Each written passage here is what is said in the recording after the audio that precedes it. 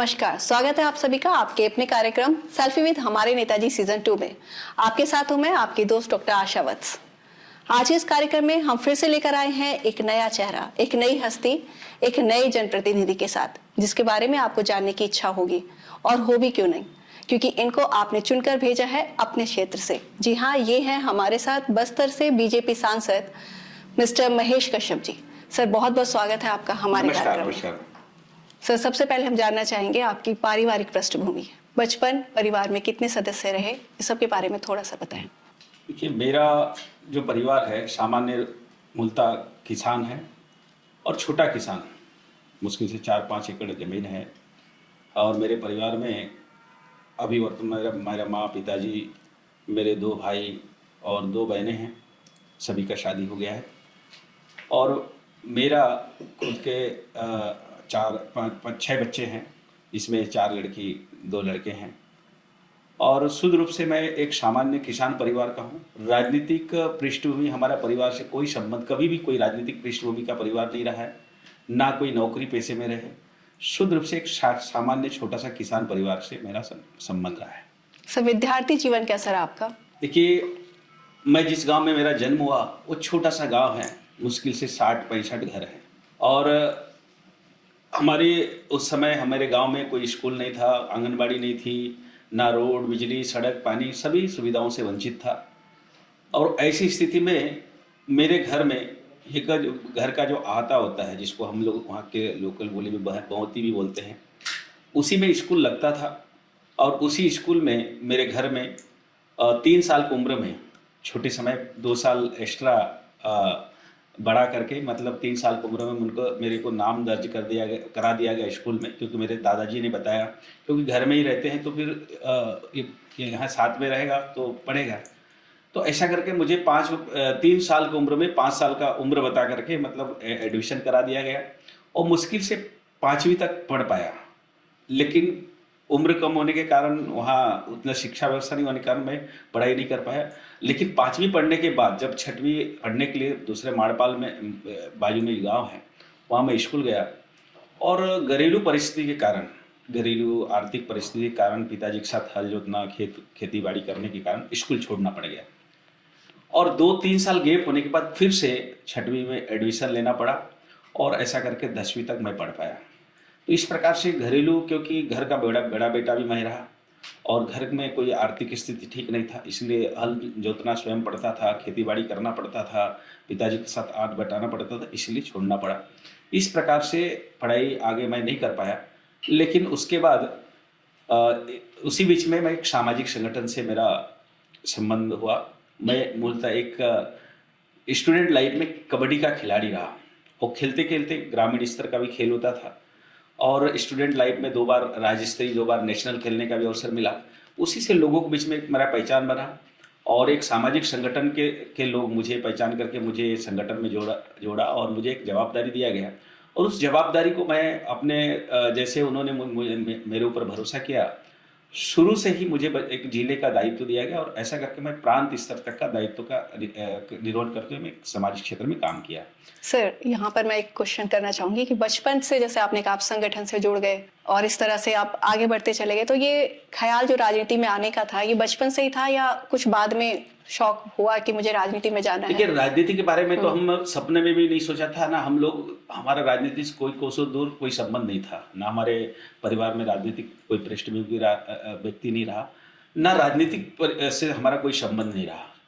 शुद्ध रूप से मैं एक सामाजिक कार्यकर्ता के रूप में मैं कभी भविष्य मैंने जीवन में कभी नहीं सोचा कि मैं राजनीतिक क्षेत्र में यहाँ तक पहुँच पाऊंगा मैं। लेकिन निस्वार्थ भाव से जो हमको जो दायित्व दिया गया और बस्तर के जो अपनी संस्कृति परंपरा रक्षा के संबंध में मुझे जो जानकारी मिला, उसके हिसाब से मैं काम करता रहा। और करते करते करते सामाजिक क्षेत्र में बहुत विपरीत परिस्थिति में हमको काम करना पड़ा। एक समय बस्तर को काला पानी का सजा माना जाता था, वहाँ रोड, सड़क, बिजली, पानी, शिक्षा, स्वास्थ्य सभी चीज़ों से वंचित था। लेकिन फिर भी विपरीत परिस्थिति में हमने काम करने का प्रयास कर काम करते रहे और 2021 में विधिवत रूप से मैं भारतीय जनता पार्टी का सदस्यता ग्रहण किया और अनुसूचित जनजाति मोर्चा, ST मोर्चा का मुझे जिले का अध्यक्ष का दायित्व सौंपा गया। और 2021 से 24 तक महज 3-4 साल का भारतीय जनता पार्टी के कार्यकर्ता के रूप में मैंने काम किया। और उसी बीच में मीडिया पैनलिस्ट के रूप में भी मुझे भारतीय जनता पार्टी मुझे मीडिया पैनलिस्ट बनाया गया। मैं कई डिबेट में बैठता था। 2023 में जो छत्तीसगढ़ राज्य का चुनाव चल रहा था, तो कई डिबेट में बैठता रहा और ऐसा करके वो चुनाव भी जीते हम। और 2024 को जो भारतीय जनता पार्टी जैसा विश्व के सबसे बड़ी राजनीतिक पार्टी की तरफ से मैं कभी कहीं टिकट मांगने नहीं गया, ना मेरा कोई लॉबिंग था, मेरा कोई गॉडफादर नहीं था। लेकिन फिर भी भारतीय जनता पार्टी जैसा विश्व के बड़े राजनीतिक पार्टी की तरफ से मुझे बस्तर लोकसभा का प्रत्याशी बना के जब घोषणा हुआ तो पता चला कि मुझे बस्तर का लोकसभा का प्रत्याशी बनाया गया। इस प्रकार से मेरा राजनीतिक शुरुआत ऐसा हुआ। मैंने मन में कभी सोच में था ही नहीं। हाँ, बीच बीच में कुछ लोगों के द्वारा बात आता था कि आपको विधानसभा लड़ना चाहिए, जो एक बस्तर विधानसभा है। कई बार नाम भी हुआ, पैनल में आता था, लेकिन हम सामाजिक कार्यकर्ता होने के नाते फिर वो विधानसभा अलग होता था, लोग बोलते थे वो विधानसभा का नहीं है, पार्टी का नहीं है, तो ये विषय चलता था, इसलिए मैं ज्यादा उसमें ध्यान नहीं देता। तो सामाजिक कर्ता एक तरह से आप रहे हैं। राजनीति में आने का मुख्य कारण क्या रहा? देखिए, राजनीतिक क्षेत्र में आने का मुख्य कारण बस्तर, जो केरल राज्य से बड़ा बस्तर, जल जंगल जमीन खनिज संपदाओं से भरा बस्तर, वहाँ प्राकृतिक सौंदर्य प्राकृतिक संपदा से भरा बस्तर, वहाँ की सामाजिक संरचना जो है, जो हमारे पूर्वजों ने अंग्रेजों मुगलों से सदियों से सुरक्षित रखा, कहीं ना कहीं उसको भी कुछ लोग, एक तो सरकार के नीति के कारण बस्तर को काला पानी का सजा माना जाता था, उसके बाद बस्तर में माओवाद नक्सलवाद जैसा गतिविधि के कारण जो जल जंगल जमीन का नारा देके वहाँ के लोगों को एक प्रकार से भ्रमित करके एक गलत रास्ते में कराया गया, जिसके चलते वहाँ रोड सड़क बिजली पानी शिक्षा स्वास्थ्य जैसे मूलभूत सुविधा नहीं मिलने के कारण कुछ लोग सेवा शिक्षा स्वास्थ्य के नाम पे वहाँ की संस्कृति परंपरा धार्मिक आस्था को भी चोट पहुंचाने का काम किया। और मेरा शुरुआत उसी क्षेत्र में काम करता रहा, तो इसीलिए कहीं ना कहीं पार्टी को भी लगा हुआ, क्षेत्र के लोगों की जनता को भी मन में रहा होगा कि कहीं ना कहीं यहाँ की शिक्षा स्वास्थ्य रोजगार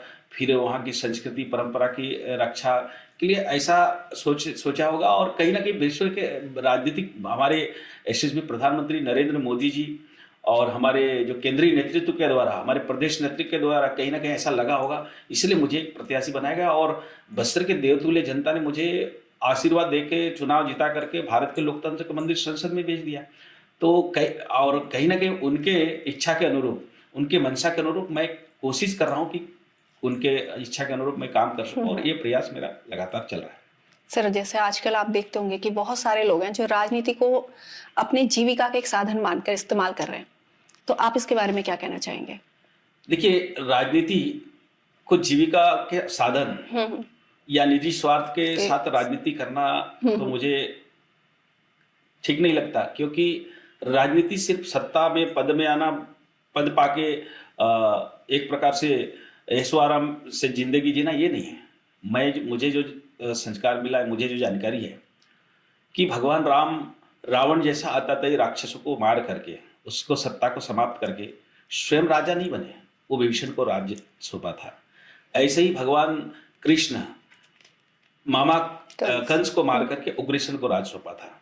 क्यों सौंपा था? क्योंकि राज्य सत्ता में बैठ करके लोगों का दुख को समझना, लोगों का दुख दूर करना, लोगों के समस्याओं का समाधान करना, ये मुख्य राजनीति है। राजनीति का मतलब सत्ता में आना, पद में आना, पैसा कमाना और ऐशो आराम से जीना, ये ऐसा नहीं लगता। इसीलिए हमारा पहला प्राथमिकता होना चाहिए कि हम क्षेत्र के विकास के लिए, लोगों के मूलभूत सुविधाओं के लिए, लोगों को अच्छे सुख सुविधा मिले, इसके लिए हमको क्या प्रयास करना है? रोड है, सड़क है, बिजली है, पानी है, शिक्षा है, स्वास्थ्य, ये मूलभूत सुविधा उपलब्ध कराना, ये पहला प्राथमिकता होना चाहिए। और मैं भी ऐसा सोच के काम करने का प्रयास करता हूँ। तो जनता की सेवा आप कर रहे हैं, राजनीति में आकर भी अब जनता की सेवा, पहले सामाजिक आप जो कार्य कर रहे हैं। पहला तो जनता ने हमको चुन के भेजा है, तो पहला प्राथमिकता जनता को सेवा करना चाहिए। तो जनता ही सर्वे सर्वा है। जनता की सेवा करते हुए कैसे अनुभव आपको मिलते हैं? देखिए, बस्तर की जनता मुझे जिस आशा जिस विश्वास के साथ मुझे भारत के लोकतंत्र के मंदिर संसद भेजा है, और मुझे आजादी का 79 वर्ष में प्रवेश कर चुके हैं, लेकिन बस्तर आज रेल सुविधा से वंचित रहा है, कनेक्टिविटी से दूर रहा है, शिक्षा स्वास्थ्य जैसे मूलभूत सुविधाओं से दूर रहा है। आज भी हमारे यहाँ के लोग एक प्रकार से झरने के पानी, कुएं को पानी पीने को मजबूर है। वहाँ चलने के लिए रोड नहीं है, समय पर हम इलाज नहीं करा पा रहे हैं, उनको आवाजाही कनेक्टिविटी के लिए रोड नहीं है, अच्छा प्लेटफॉर्म नहीं मिल रहा था। तो इसीलिए हमारा पहला प्राथमिकता वहाँ रेल का कनेक्टिविटी हो, 4 लाइन 6 लाइन रोड हो, लोगों को पेयजल मिले, लोगों को अच्छा स्वास्थ्य मिले। इसके लिए हम लोग लगातार प्रयास कर रहे हैं और हमारे यशस्वी प्रधानमंत्री नरेंद्र मोदी जी को मैं धन्यवाद देता हूँ। उनका दूरदृष्टि को नमन करता हूँ।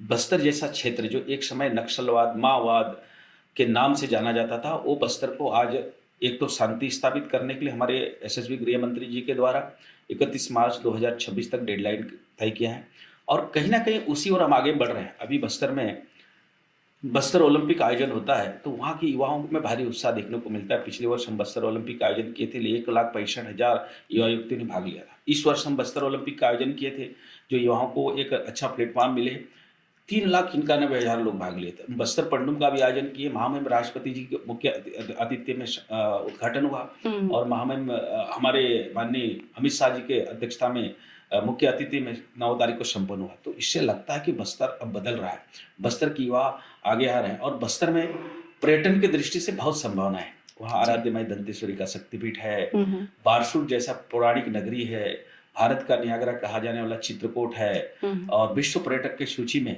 धूड़ महाराज का नाम का एकमात्र भारत का एकलौता गांव बस्तर में चिन्हांकित हुआ है। तो इसका मतलब बस्तर में बहुत संभावना है और वहाँ माइंस, लो माइंस है, अभी लिथियम भाई से बहुत सारे खनिज संपदाओं से भरा पूरा है।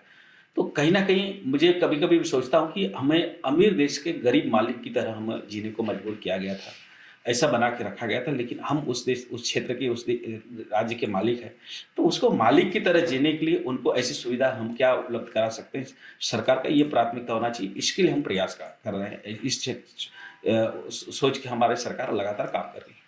सर, हम सभी जानते हैं राजनीति एक समय से बंधा हुआ जॉब है नहीं कि हम कहें कि कुछ घंटों का है उसके बाद आप फ्री हैं। राजनीति अपने आप में एक पूरा दिन का काम है, रात भी उसमें मैं शामिल कर सकती हूँ। तो इतना व्यस्त आप रहते हैं, उसमें परिवार को किस तरह से अपना समय देते हैं? देखिए, परिवार को समय जैसा पहले हम परिवार के साथ हर समय रहते थे, घर गृहस्थी, फिर काम दाम, खेती बाड़ी करते थे। अब थोड़ा सा हमें बस्तर के लोगों ने राजनीतिक क्षेत्र में जनप्रतिनिधि के लिए चुना के रूप में चुना है, तो व्यस्तता तो बढ़ गई है। और खासकर मेरा जो क्षेत्र है केरल राज्य से बड़ा आता है बस्तर क्षेत्र, और 6 जिले का बस्तर 4 राज्य से घिरा हुआ और कहीं ना कहीं बहुत संसाधनों से हम लोग आज भी वंचित है, हमें अच्छा रोड नहीं। तो इसलिए हमको तो व्यस्तता रहना पड़ेगा और व्यस्ततम समय के साथ घर परिवार के साथ समय देना, ये कोशिश हम करते हैं। अब जितना समय बच पाता है तो हम परिवार के साथ बिताने का कोशिश करते हैं, लेकिन ज़्यादातर समय जैसे हमारे सेशन चलता है 1-1 महीने का, तो दिल्ली भी रहना पड़ता है, उधर क्षेत्र में भी रहना पड़ता है। क्षेत्र में रहेंगे तो सभी जिले का दौरा करना पड़ता है, इसलिए समय तो कम बचता है, लेकिन फिर भी उसमें से हम समय निकाल के हम परिवार के साथ समय बिताने की कोशिश करते हैं, समय देने की कोशिश करते हैं।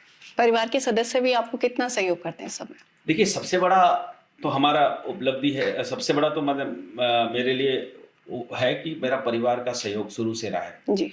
जब मैं एक सामान्य किसान परिवार का बेटा, जबकि घरेलू परिस्थिति बहुत स्थिति था, हम दूसरे के घर में खेती में मजदूरी करने जाते थे, हमारे पिताजी लोग भी दूसरे का जमीन खेती करके कमाते थे। लेकिन ऐसी परिस्थिति में भी जब मैं सामाजिक क्षेत्र में आया तो उनको कहीं ना कहीं मेरे ऊपर भरोसा रहा। इसीलिए मेरे को, जब मेरे छोटे भाई थोड़ा बड़े हो गए, थोड़ा घर का काम संभालने लगे, तो कहीं ना कहीं मुझे फ्री हैंड छोड़ दिया और मेरे ऊपर भरोसा था, क्योंकि उस समय परिस्थिति बहुत विपरीत था। तो उनको लगता था कि कहीं कोई गलत ना कर दे या कोई बड़ा घटना ना हो, कहीं मैंने हर प्रकार से चुनौतियां था, लेकिन फिर भी घर के लोगों ने पूरा भरोसा किया और उनका पूरा आशीर्वाद रहा, पूरा सहयोग रहा, जिसके कारण मैं इस क्षेत्र में आगे बढ़ा। और जब मेरा शादी हुआ, मेरे घर की धर्मपत्नी भी है, वो भी पूरी तरह से मेरे को पूरा सहयोग रहा। कभी उनके मन में नहीं रहा कि मैं एक अभाव का जीवन जीने के बाद भी ये घूमते रहता है, ऐसा उनको लगता रहा होगा, लेकिन अब वो उनके मन में ऐसा मेरे सामने कभी नहीं आया। बहुत विपरीत परिस्थिति में हमारा पारिवारिक जो चलता था, परिवार का जो हमारी पारिवारिक जो दिनचर्या चलता था, तो उसके बाद भी उन्होंने कभी नहीं बोला कि आप घर बार समय वो कर रहे हो, हम घर का ध्यान नहीं दे रहे हो या खेती बाड़ी का ध्यान नहीं दे रहे हो, तो घर के बारे में, बच्चे के बारे में नहीं सोचे। अब ऐसा नहीं था, और मैं निस्वार्थ भाव से काम करता रहा, तो जिसके कारण मुझे लगता है कि मैं आज इस मुकाम तक पहुंच पाया। राजनीति में आने के बाद व्यक्तिगत, सामाजिक, पारिवारिक बहुत सारी जिम्मेदारी और जो आपकी जिंदगी पहले चल रही थी उसमें कुछ ना कुछ चेंज आया होगा, तो वो चेंज हमें बताइए। देखिए, चेंज, निश्चित चेंज आया, राजनीतिक दृष्टि से भी आया, सामाजिक दृष्टि से भी आया। और चेंज कैसा आया, जैसे एक समय हम खेत में काम करते थे, लोगों के बीच में घूमते थे, लोगों के बीच में अपना संपर्क करते थे, लोगों के बीच में हमारे जो दिनचर्या बना रहता था सामाजिक दृष्टि से। लेकिन आज वो बदल के थोड़ा राजनीतिक दृष्टि से बदल गया। अब हम घर गृहस्थी से छोड़ के थोड़ा सामाजिक राजनीतिक क्षेत्र में आ गए। राजनीतिक क्षेत्र में हम सरकार की कौन सा योजना का लाभ लोगों को मिले, सरकार का जो योजना संचालित है उस योजना का लाभ धरातल में कैसे उतरे, तो इसको सोचने के में समय निकलता है। तो इसलिए तो बदलाव तो आएगा, व्यक्तिगत रूप से बदलाव आएगा। समय का मतलब पाबंदी हो गया। लेकिन उसके बाद भी हम जिस पृष्ठभूमि से हमारा जन्म हुआ है, जिस पृष्ठभूमि से हम लोग यहाँ पहुंचे, तो उस क्षेत्र में हमारा ध्यान रखना हमारा पहला प्राथमिकता बनता है। इसलिए सामाजिक दृष्टि से भी हम सोचते हैं कि हमारे समाज का क्या खामी है, समाज को हम कैसे बचाएं। क्योंकि समाज जब तक नहीं रहेगा तो व्यक्ति तो कोई भी क्षेत्र में, राजनीतिक क्षेत्र में, व्यापारिक क्षेत्र में, किसी भी क्षेत्र में आगे बढ़ सकता है, लेकिन समाज प्राथमिकता होना चाहिए। क्योंकि कहा जाता है कि किसी समाज को अगर खत्म करना है, समाज का संस्कृति, परंपरा, रीति रिवाज और सामाजिक व्यवस्था खत्म करो, समाज ही खत्म हो जाएगा।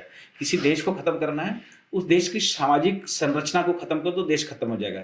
ऐसे उदाहरण इजराइल का आता है। इजराइल को एक समय ऐसा खत्म कर दिया गया, तो लेकिन पुनः वो इजराइल उसी के कारण बसा। तो इसलिए अपनी अपनी जो सामाजिक व्यवस्था है, सामाजिक संरचना है, सामाजिक जो दायित्व को हम सबको जवाब संभालते हुए हमको राजनीतिक क्षेत्र में काम करना है। ऐसा एक बदलाव करना पड़ा, और उस बदलाव के साथ भी हम अपना जो पुरानी पृष्ठभूमि को हम नहीं भूलना चाहिए, और मैं नहीं भूलूंगा, ऐसा मैं पूरा कोशिश करता हूँ। सर, व्यस्तता तो पूरी है आपकी, राजनीतिक जीवन हो, सामाजिक जीवन हो, फिर ऐसे में आपकी दिनचर्या कैसी रहती है?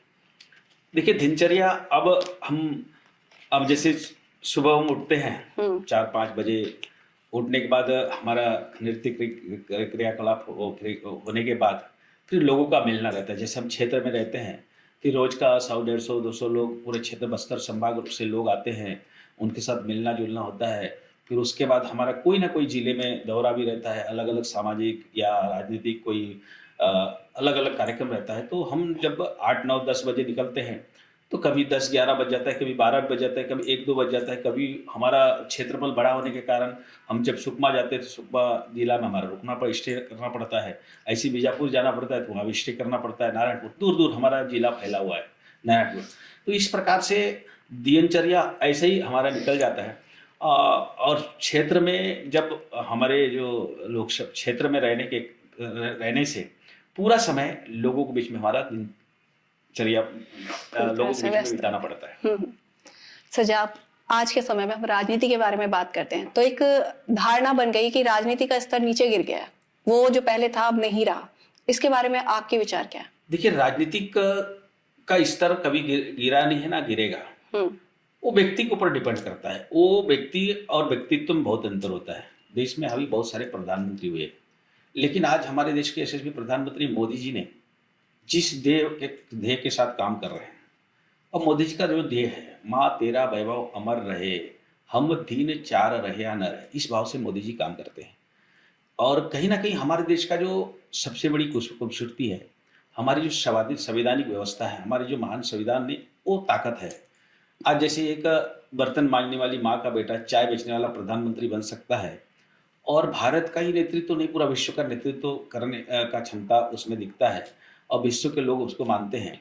और कहीं ना कहीं आज जैसे हमारी सरकार को कई प्रकार के चुनौती का सामना करना पड़ा। जैसे हमारे देश में हमारे जो भारत माता का मुकुट कहा जाने वाला जम्मू कश्मीर में धारा 370-35 है कि जैसा काला कानून थोपा गया था, उसको हटाना पड़ा। आतंकवाद को खत्म करना पड़ा, अलगाववाद को खत्म करना पड़ा। आज नक्सलवाद हम खत्म करने जा रहे हैं।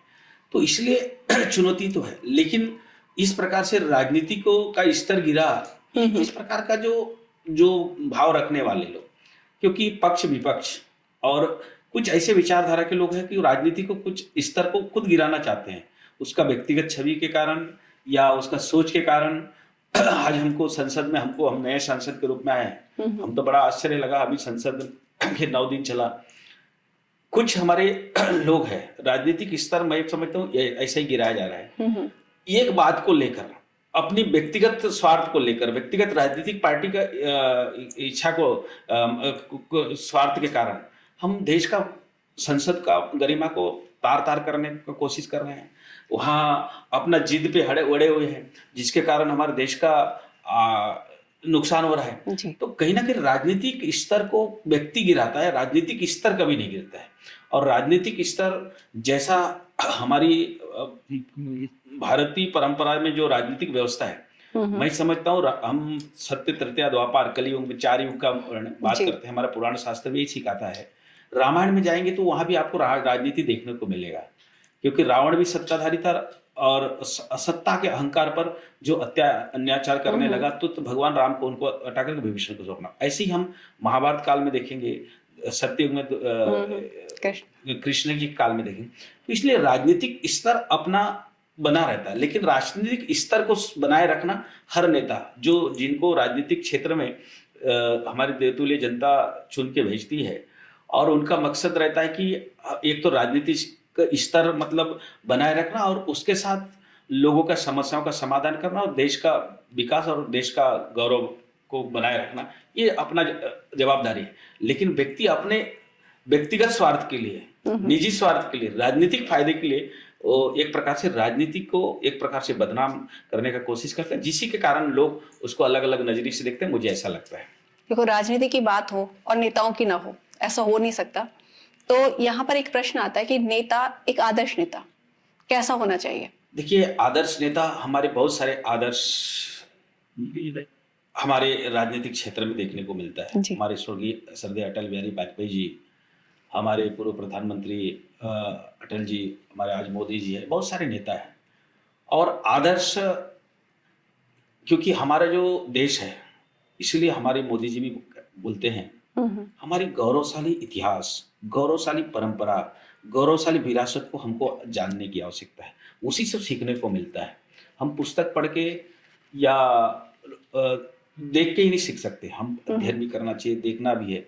इसलिए कहा गया है कि गुरु मनुष्य जन्म लेता है तो प्रकृति से भी सीखता है, पेड़ पौधे से भी सीखता है, अपना परिवार, जैसे हम परिवार में रहते हैं तो हमको परिवार में रहने से सीखता है कि मेरा माँ है, मेरा बाप है, मेरा भाई है, मेरा बहन है। ऐसी राजनीति में भी सीखना चाहिए। ये राजनीतिक आदर्श ऐसा होना चाहिए, इसने ये आदर्श स्थापित किया था।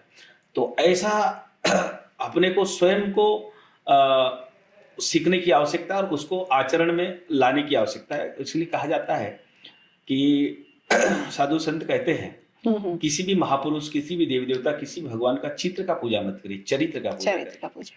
तो हमें भी यही कोशिश करना चाहिए हम कि मैं फलाना नेता मेरा पार्टी का है, मैं फलाना नेता को मैं आदर्श मानता हूँ, लेकिन उसका चरित्र को अगर अपने जीवन में धारण नहीं करूंगा तो उसका आदर्श मानने का क्या फायदा। तो इसलिए अपने को चित्र को नहीं, चरित्र को आदर्श में मानना चाहिए और उसको जीवन में उतारना चाहिए, तब हम आदर्श का बात कर सकते हैं। आदर्श नेता, राजनीति का स्तर नीचे गिरा, वो आपने भी बहुत सारी चीजें हमें बताई, बहुत सारी बातें बताई, लेकिन इसमें कहीं ना कहीं आपको लगता है कि जो वर्तमान नेता हैं उनका कोई ना कोई हाथ रहता है, तभी हम ये सारी बातें कर रहे होते हैं। एक मनुष्य में मैं कभी कभी बोलता हूँ, मैं एक सामाजिक रूप में भी बोलता हूँ, मनुष्य वही मनुष्य भगत सिंह, राजगुरु, सुखदेव भी बन सकता है, भगवान बिरसा मुंडा भी बन सकता है। वही मनुष्य आतंकवादी, नक्सलवादी, व्यभिचारी, देशद्रोही भी बन सकता है। बिल्कुल, मनुष्य एक ही है। उनका भी शरीर 5 तत्वों से बना है, उसमें भी आत्मा है, आत्मवत सर्वे होते से। लेकिन विचारधारा और संगति के कारण व्यक्ति अपना पहचान अलग बना, उसका अलग नजरिए से देखना पड़ता है। कहीं ना कहीं यही चीज हमको जानने की आवश्यकता है। हम राजनीतिक क्षेत्र में हो, सामाजिक क्षेत्र में हो, पारिवारिक क्षेत्र में हम लोग इस क्षेत्र में जैसे कोई भी क्षेत्र में कोई भी व्यक्ति काम करता है, उसको उस क्षेत्र के बारे में हमको जानना चाहिए कि इस क्षेत्र में मैं काम कर रहा हूँ तो मेरा क्या दायित्व होना चाहिए, मेरा क्या जवाबदारी होना चाहिए, मेरे को किस टाइप का लोगों के बीच में अपना उपस्थिति दे के साथ में अपने आप को पाना चाहिए, ये हम अपने आप को सोचना चाहिए। तो अगर व्यक्ति वहाँ भी सोचेगा कि मैं एक बड़ा परिवार का व्यक्ति हूँ, मैं बड़ा पैसा वाला हूँ, मैं बड़ा ताकतवर हूँ, मेरे हिसाब से चलेगा, ये तो नहीं होना चाहिए। व्यक्ति को सबसे पहले अपने आप को उनके आकार में डालना चाहिए, उसके बाद उनको अपने आकार में डालने की कोशिश करेंगे, तब जाके वो हम वहाँ पर हम लोग सही जगह में फिर अपने आप को स्थापित कर पाएंगे। जी। नहीं तो हम अ, अपने हिसाब से अगर सबको चलाना चाहेंगे तो यही होगा। हम्म। सर, अभी जब राजनीति की बात चल रही है तो एक यहाँ पर एक और प्रश्न बनता है कि राजनीति में जो युवा वर्ग है, या जिसे कहें कि बहुत साफ छवि वाले लोग हैं, उन्हें किस तरह से लेकर आया जा सकता है? देखिए, मुझे लगता है कि अभी का राजनीति बहुत बदल चुका है। हम पहले सुनते थे कि राजनीति में लाने के लिए पकड़ के लाया जाता था, ढूंढा जाता था कौन नेता बन सकता है, कौन पढ़ा लिखा है, कौन अच्छा भाषण दे सकता है, ऐसा ढूंढ के लाया जाता था। मेरा जो क्षेत्र है, खासकर मैं सुनता था कि ज़्यादातर टीचर लोग को पकड़ के लाते थे कि आपको नेता बनाएंगे, तो राजनीति में आता था। लेकिन आज जन्म से राजनीतिक का ज्ञान उनको मिल रहा है, चाहे मीडिया के माध्यम हो, सोशल मीडिया के माध्यम से हो। कई ऐसा आज जमाना ऐसा है, आधुनिक जमाने में हम लोग हैं, राजनीतिक का ज्ञान बचपन से लोगों को छोटे समय से मिल रहा है, लेकिन इंटरेस्ट के ऊपर है। व्यक्ति का मतलब इच्छा, वो किस क्षेत्र में जाना चाहता है, कौन सा रास्ता चुनना चाहता है। जैसे आप कोई व्यक्ति पढ़ाई कर रहा है, आप हम पढ़ाई तो सब करते हैं, लेकिन सबको बोलेंगे तुम डॉक्टर ही बनो, वो सब डॉक्टर नहीं बने। सबको बनो आईएएस बनो, सब आईएएस नहीं बन सकते, और सबको बनो आईपीएस बनो, नहीं बन सकते। तो उनका इच्छा शक्ति भी होना चाहिए, उसका एक प्रकार से लक्ष्य होना चाहिए, तब जाके वो आगे बढ़ सकता है। ऐसे ही राजनीति में, राजनीति का मतलब पहले क्या होता था कि पार्टी छाप व्यक्ति यहीं तक सीमित हो जाता था, पार्टी छाप व्यक्ति, तो उसी के आधार पर मतदान होता था। हाँ, इस व्यक्ति को मेरे को वोट देना, इस पार्टी को देना, इस छाप को देना है। कौन सा पार्टी, कौन सा व्यक्ति कि हमारे लिए क्या कर सकता है, ये सोच नहीं था। आज वो सोच लोगों में आ गया, वो विचार आ गया, हाँ इस पार्टी, इस व्यक्ति, इस छाप, ये इस व्यक्ति का ये छाप है और इसको देने से ये हमारा भला हो सकता है, हमारा विकास होता है, ऐसा सोच कर अब राजनीति का बदलाव आ रहा है। तो इसलिए राजनीतिक क्षेत्र में जाने के लिए हर व्यक्ति को राजनीतिक आने से पहले हमको राजनीतिक में जाने के बाद हमको क्या करना चाहिए, राजनीतिक से हम हमारे समाज को, हमारे देश को क्या फायदा होना चाहिए, तो ऐसा सोच के राजनीति में अपने आप लोग उभर के आ रहे हैं। इसलिए राजनीतिक क्षेत्र में अब ढूंढने की आवश्यकता नहीं, लोग अपने आप राजनीतिक क्षेत्र में पहले ढूंढा जाता था, ऐसा हमको सुनने को मिलता था। सर, अभी आपने राजनीति के बारे में बात की, राजनीतिक क्षेत्र में आने के बारे में बात की। जब आप खुद राजनीतिक क्षेत्र में आए तो आपको बीजेपी के साथ जुड़कर ही काम करना है, ऐसा विचार ही मन में क्यों आया?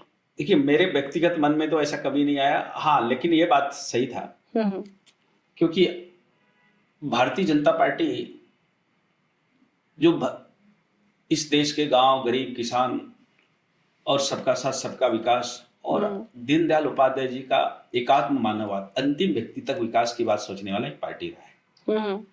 और मैं पहले सुनता था कि भारतीय जनता पार्टी और बाकी पार्टी जैसे बड़े, हमारे देश के सबसे बड़े राजनीतिक पार्टी हुआ करता था कांग्रेस पार्टी, उसमें एक नारा सुनता था मैं, कांग्रेस लाओ गरीबी हटाओ, कांग्रेस लाओ गरीबी, कभी गरीबी नहीं हटा। हम भी ये भी देखे थे बस्तर में, हमारा लोकल बोली में चलता था, हाथ नहीं रहने से भात नहीं मिलेगा, मतलब अच्छा, हाँ। हाथ भात नहीं मिले। लेकिन हमारे यहाँ ऐसा गरीबी और बहुत सारा समस्या था। लेकिन मुझे मालूम है अटल जी के आने के बाद राजनीति को हम अच्छी तरीके से, जब पूरे तरीके से जो समझने लगे, पहले भी थोड़ा बहुत राजनीतिक बारे में टीवी मीडिया में देखते थे, राजनीतिक क्षेत्र में तुम्हारा कोई संबंध नहीं रहा, लेकिन अटल जी के आने के बाद जिस प्रकार से हमारे खास बस्तर जो जैसे छत्तीसगढ़ को बस्तर है, काला पानी का सजा माना जाता था, वहाँ रोड, सड़क, बिजली, पानी, शिक्षा, स्वास्थ्य का जो मूलभूत सुविधा लोगों को मिलने लगा, फिर वहाँ का रोड की कनेक्टिविटी आने लगा। और भारतीय जनता पार्टी की किसी परिवार विशेष का पार्टी नहीं है, कोई एक नेता पे चलने वाला पार्टी नहीं है। अब इसलिए भारतीय जनता पार्टी में ये सबसे अच्छा लगा कि सभी को लेके चलने वाली पार्टी, और इसी के कारण है जैसे आज हमारे मोदी जी चाय बेचने वाली, बर्तन मांजने वाली माँ का बेटा चाय बेचने वाला प्रधानमंत्री बन सकता है, तो इसमें कोई भी आ सकता है, ऐसा मुझे लगता था। जैसे मैं खुद ही स्वयं, मैं एक सामान्य किसान का बेटा, मेरे से बड़े लोग सभी मामले में बड़े लोग हैं, लेकिन फिर भी मुझे सांसद है, तो ये भारतीय जनता पार्टी को से ये चीज़ हर व्यक्ति को प्रभावित करता है। आज पूरा दुनिया में आप देख रहे होंगे, भारत में देख रहे होंगे, हर जिले में, हर राज्य में बस भारतीय जनता पार्टी हर चुनाव में जीतती आ रही। तो इसलिए हमको भी लगा कि भारतीय जनता पार्टी ही सबसे अच्छा। और क्या ऊपर वाले का देन था, मैं राजनीतिक क्षेत्र में नहीं था तब से भी, जब से मैं मतदाता के रूप में मतदान करना चालू किया, भारतीय जनता पार्टी को करता रहा शुरू से। और आखिरकार भारतीय जनता पार्टी का काम के कारण मैं ही नहीं, मैं राजनीतिक क्षेत्र में आने वाला आम लोगों में भी एक भारतीय जनता पार्टी के प्रति जितना अ, एक वो दिख रहा है, तो इस ये भारतीय जनता पार्टी खुश इसलिए भारतीय जनता पार्टी में है, और उसका परिणाम भी हमको देखने को मिल रहा मिल रहा है। है। पूरा देश को जी। उसका फायदा मिल रहा है, लोगों को फायदा मिल रहा है। सर, एक राजनीतिक संगठन के तौर पर अगर देखा जाए तो भारतीय जनता पार्टी और पार्टियों से अलग है, तो आपको कैसे अलग लगता है? इसमें आपका नजरिया मैं जानना चाहूंगी। देखिए, भारतीय जनता पार्टी एक विचारधारा को लेके पार्टी चलने वाली पार्टी है। मैंने पहले कहा था, माँ तेरा वैभव अमर रहे, माँ तेरा वैभव अमर रहे, हम दीन चार रहे या ना रहे, इस भाव को लेकर काम करती है। हम आज रहेंगे, कल नहीं रहेंगे, लेकिन भारत माता का गौरव बना रहना चाहिए। भारत माता का गौरव को हमें हमको बनाए रखना चाहिए। तो ये सोच के काम किया, ये नहीं कि हम राजनीति के लिए हम देश को बांट दे, देश को तोड़ दे, देश अपना क्या बोलना चाहिए, अपने निजी स्वार्थ के लिए। यही हुआ, राजनीतिक फायदे के लिए हमको देश के साथ बहुत गलत भी हुआ है। पाकिस्तान भारत का विभाजन हुआ, बांग्लादेश का विभाजन हुआ, आज भी तुष्टीकरण के राजनीति के चलते आज कई क्षेत्र, आज जैसे हमारे यहाँ बस्तर में नक्सलवाद चलता था, कुछ लोग उनका संरक्षण करते देते थे आंतरिक रूप से। तो ऐसे लोगों के कारण कहीं ना कहीं वो राजनीतिक फायदे के कारण ऐसा ये काम करते थे। इसलिए हमको राजनीति की चिंता नहीं करना चाहिए, वास्तव में हमको देश की चिंता करना चाहिए। और मोदी जी यही काम किया, धारा 370-35 से इसलिए हटाया और राजनीतिक चिंता नहीं किया, ना आतंकवाद को इसलिए खत्म किया, नक्सलवाद को खत्म किया, अलगाववाद को खत्म किया। अगर वो सोचते कि मैं अगर इसको ऐसा खत्म करूंगा तो मैं राजनीतिक नुकसान होगा, ये नफा नुकसान फायदा का अगर राजनीति करेंगे तो फिर देश राष्ट्र का क्या होगा, ये सोच के तो राजनीति तो चलेगा लेकिन कुछ दिन चलेगा। इसलिए अपने को एक सिद्धांत उद्देश्य और भारतीय जनता पार्टी में यही चीज है, और एक संगठन, एक असामान्य कार्यकर्ता आप देखेंगे भारतीय जनता पार्टी, क्योंकि एक संगठन विचारधारा को लेकर, एक उद्देश्य को लेकर ये पार्टी बनी हुई है। आप देखेंगे उनका बड़ा कार्यक्रम होगा, राष्ट्रीय अध्यक्ष क्यों ना हो, अगर हमारा जो संगठन का नियम मर्यादा होता है कि जैसे हम आज हमारे भारतीय जनता पार्टी का राष्ट्रीय अध्यक्ष मात्र महज 45 साल का एक युवा को बनाया गया। हमारे मोदी जी भी बोलते हैं कि मैं इनका सदस्य हूँ, ये मेरा वो बॉस है। ये भारतीय जनता पार्टी में हो सकता है, लेकिन कांग्रेस में नहीं हो सकता। उनका बॉस एक ही हो सकता है, वो एक पार्टी हो, एक व्यक्ति हो सकता है, एक परिवार हो सकता है। हमारे बॉस कोई भी बन सकता है, ये भारतीय जनता पार्टी, हर किसी को अपॉर्चुनिटी मिल रही है। जी सर, आप छत्तीसगढ़ के बस्तर से हैं, आपका संसदीय क्षेत्र भी वही है, तो वहाँ की जो सांस्कृतिक, भौगोलिक, सामाजिक, आर्थिक संरचना है वो आपसे भला मेरे ख्याल से कोई और नहीं जान सकता, तो उसके बारे में हम सभी को बताइए। देखिए, बस्तर केरल राज्य से बड़ा क्षेत्रफल के दृष्टि से बस्तर है जी। वहाँ जल, जंगल, जमीन, खनिज संपदाओं से भरा बस्तर, प्राकृतिक सौंदर्य से भरा बस्तर।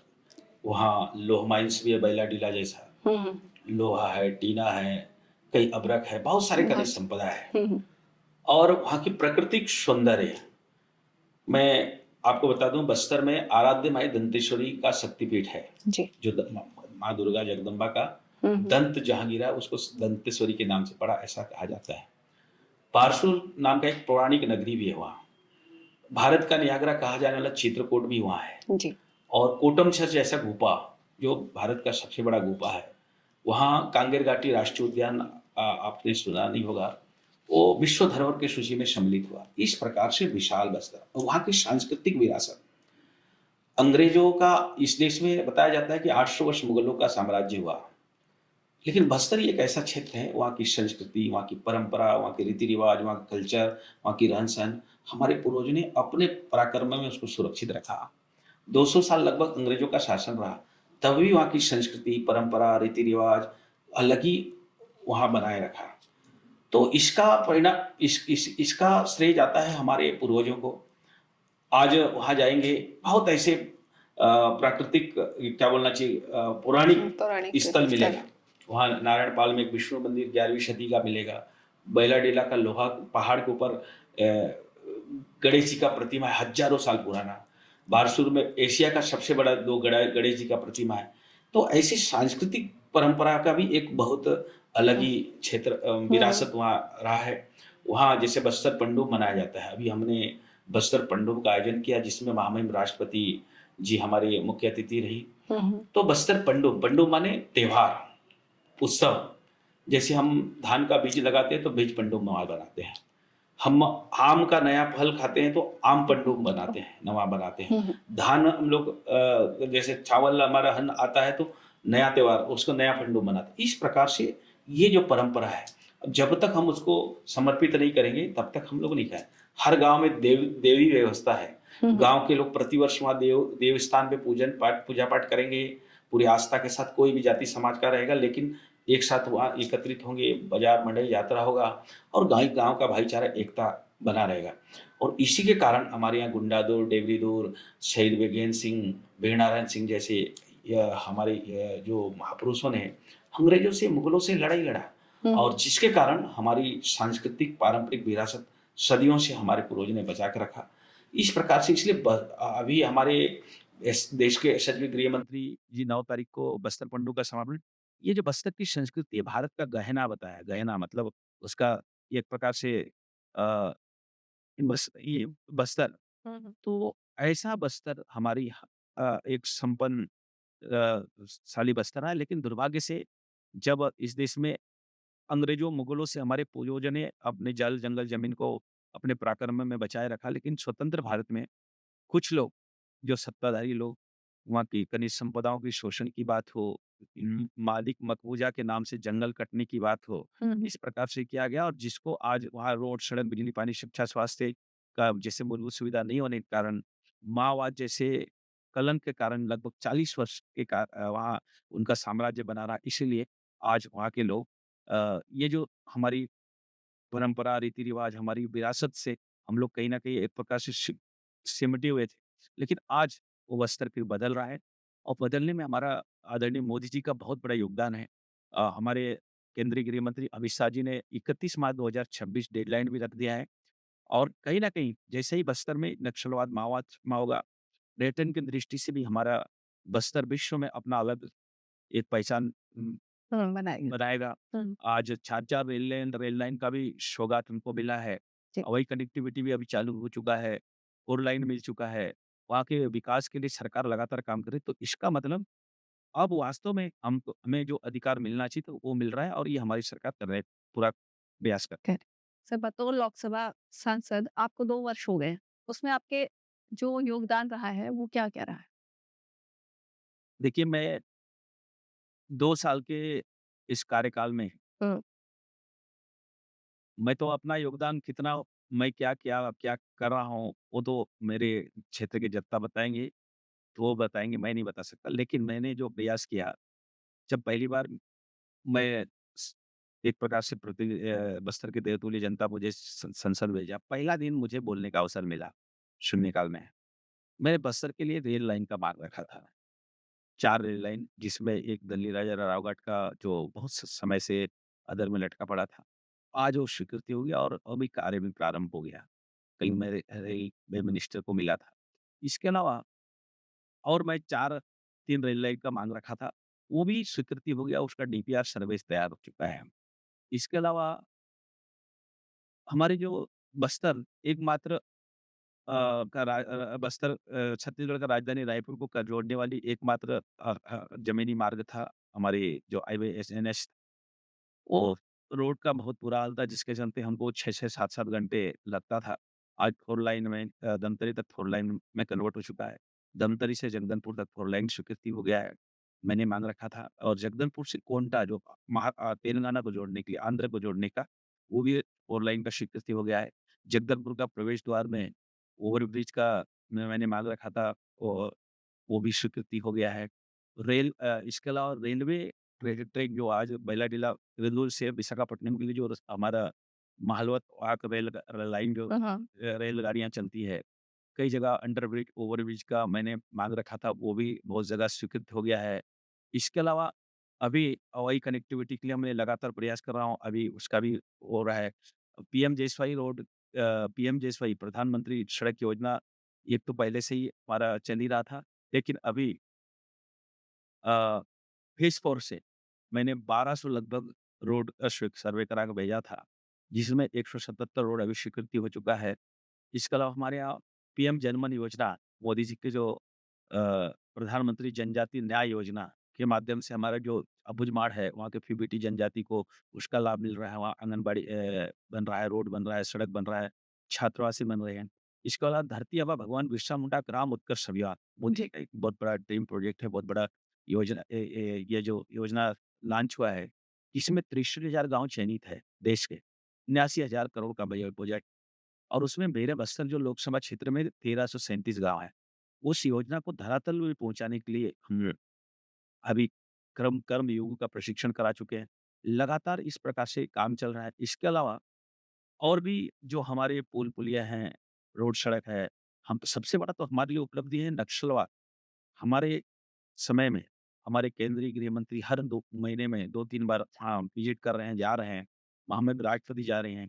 मुझे तो बड़ा गर्व होता है, कि जब संसद में उस सत्र में आते हैं जो भी कार्यक्रम होता है, जो भी बैठकें होता है हमारे एनडीए गठबंधन का, मोदी जी स्पेशल बस्तर का ज़िक्र करते हैं और एक बार तो मोदी जी मेरा नाम कोट करके बोले बस्तर के सांसद, तो मुझे बड़ा गर्व होता है। कहीं न कहीं बस्तर को जो हमारी केंद्र सरकार का जो आशीर्वाद है, केंद्र सरकार का जो सहयोग है, जिसके कारण बस्तर नक्सलवाद से पूर्ण रूप से मुक्ति के साथ बस्तर बदल रहा है।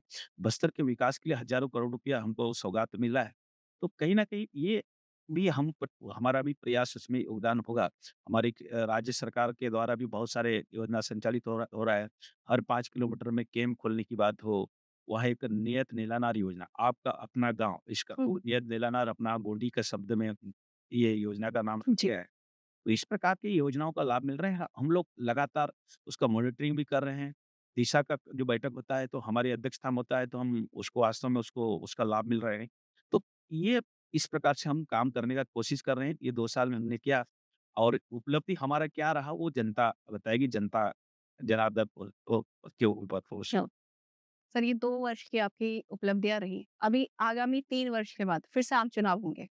उसमें आप कौन से ऐसे कार्य होंगे जिन्हें आप अपनी वारित सूची में रखना चाहेंगे, जिन्हें आप प्रेफ़रेंस देंगे? देखिए, ये एक तो हमारी बस्तर में रोड, सड़क, बिजली, पानी, शिक्षा, स्वास्थ्य जैसे मूलभूत सुविधा तो सरकार के प्राथमिकता में है और लेकिन उसके बाद भी हमारे कई ऐसे क्षेत्र हैं, वनांचल क्षेत्र है, माओवाद प्रभावित क्षेत्र है, वहाँ रोड का कनेक्टिविटी आज भी नहीं है। वहाँ पानी का सुविधा नहीं है, वहाँ मोबाइल टावर नहीं है, वहाँ आंगनबाड़ी नहीं है, अच्छे स्वास्थ्य के लिए हॉस्पिटल नहीं है। तो ये प्राथमिकता होगा। इसके साथ-साथ बस्तर के युवाओं को रोज़गार देने की दृष्टि से रोज़गार उपलब्ध कराने के लिए कृषि क्षेत्र को कितना हम विस्तार कर सकते हैं, वहाँ पर्यटन को हम बढ़ा सकते हैं। हमारे इस बजट में पर्यटन को विकास के लिए गाइडों के लिए प्रशिक्षण उनको होगा, वहाँ के लोग युवाओं को उसको रोज़गार मिले और वहाँ रेलवे का लाइन का स्वीकृति हो गया है और एक रेल लाइन का अभी कुछ ही दिन के बाद उसका कार्य प्रारंभ हो चुका है हुँ। और मोदी जी के द्वारा हम आग्रह किए हैं, आदरणीय प्रधानमंत्री मोदी जी उसका लोका उद्घाटन करेंगे और जब वो रेलवे कनेक्टिविटी से जुड़ जाएगा, तो व्यापार, रोज़गार, खेल क्षेत्र में, हर क्षेत्र में हमारा लोगों को आगे विकास होगा। तो ये हमारा पहला प्राथमिकता रहेगा कि वहाँ के युवाओं को रोज़गार कैसे मिले? वहाँ बैलाडीला का लो माइन्स है, नगरनार स्टील प्लांट है, उसका लाभ लोग बस्तर के लोगों को कैसे मिले? और शिक्षा के क्षेत्र में हम आगे कैसे बढ़ें? खेल के क्षेत्र में हम आगे कैसे बढ़ें? और हाँ, अ, ये सारी सुविधाओं के अलावा हमारी आजीविका के लिए हम और भी क्या साधन जुटा सकते हैं?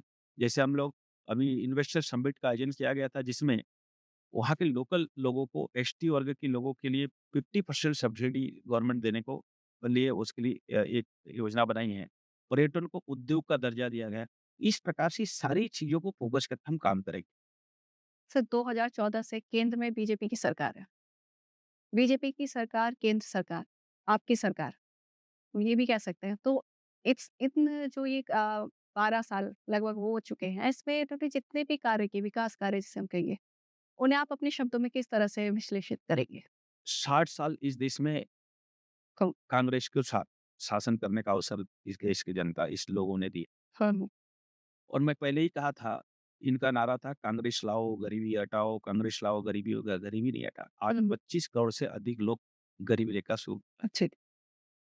यहाँ स्वास्थ्य की बात करें तो आज आयुष्मान के माध्यम से करोड़ों लोगों को लाभ मिल रहा है। हुँ, हुँ। आज किसान का आय दुगुना बढ़ रहा है। आज हम्म, पर्यटन का विकास हो रहा है और आज मोदी जी जैसे हमारे भारत हम सब लोग नारा लगाते हैं भारत माता की जय, कांग्रेसी हो, कम्युनिस्ट हो, कोई भी अगर भारत माता को माता मन लगाते हैं। लेकिन भारत माता का मुकुट जिसको जम्मू कश्मीर को मुकुट कहा जाता था, उसमें धारा 370 35 से जैसा जी। हम्म, मोदी जी ने इस धारा 370-35 से जैसा काला कानून को खत्म करके भारत माँ का मुकुट से कलंक हटाया है, जी। बहुत बड़ा उपलब्धि है। हमारा जो सांस्कृतिक विरासत है, भगवान राम का मंदिर को लोग पुनर्प्रतिष्ठान करके मोदी जी ने हमारे देश का गौरव बढ़ाया है। आज भारत विश्व का सबसे क्या बोले विकसित भारत को विकसित राष्ट्र बनाने के लिए 2047 तक लक्ष्य रखा गया है। आज आर्थिक दृष्टि से क्या बोलना चाहिए इकोनॉमी की दृष्टि से भारत चौथा आर्थिक शक्ति बन चौथर। चुका है। तो इस प्रकार से कन्याकुमारी से लेकर कश्मीर तक तो पूरी से लेकर द्वारिका तक भारत को के विकास के लिए मोदी जी पूरा ताकत लगा दिया है। आज जम्मू कश्मीर में जाने के लिए पम्बन ब्रिज जैसा ब्रिज बना सकते हैं। मैं सुन रहा था वहाँ का जो मुख्यमंत्री उमर अब्दुल्ला हाँ, के बयान कि अंग्रेज़ों ने भी सपना देखा था और 60 साल शासित करने वाले भी सपना देखा था लेकिन वो पूरा नहीं हुआ, मोदी जी के शासनकाल में हुआ। ये मोदी जी का उपलब्धि है। तो इस प्रकार से मोदी जी इस 11 साल में भारत माता का गौरव जैसा बढ़ा है, हम आत्मनिर्भर भारत की ओर बढ़ रहे हैं। जब ऑपरेशन सिंदूर होता है वाह। एयर स्ट्राइक होता है, सर्जिकल स्ट्राइक होता है, तो दुनिया को आश्चर्य होता है। लेकिन दुर्भाग्य हमारे कुछ नेता आज भी प्रश्न खड़ा करते हैं, सही में ऑपरेशन सिंदूर हुआ? सही में एयर एयर स्ट्राइक हुआ? लेकिन ये आत्मनिर्भर भारत का ताकत है। इस प्रकार से आत्मनिर्भर भारत के साथ-साथ स्वदेशी भारत, विकसित भारत की ओर बढ़ रहा है और इस वर्ष हमारे मोदी जी ने इस वर्ष का जो आपने बजट भी देखा होगा, विकसित भारत का एक नींव के रूप में ये बजट उन्होंने पेश किया है हमारे आदरणीय निर्मला सीतारमण जी ने। हम्म, तो ये मोदी जी के 11 साल में ये भारत का जो विकास हुआ है, देश का जो स्थिति बदला है, चाहे हर दृष्टि से ये मोदी जी को श्रेय जाता है और ये भूतो ना भविष्यति हो सकता है बोल सकते हैं, ये मोदी जी के कारण संभव हुआ है और अभी भी हम 5 साल में आप देखेंगे 4 साल में, 3 साल में कि भारत का विकास के मामले में कहाँ से कहाँ पहुँच जाएगा।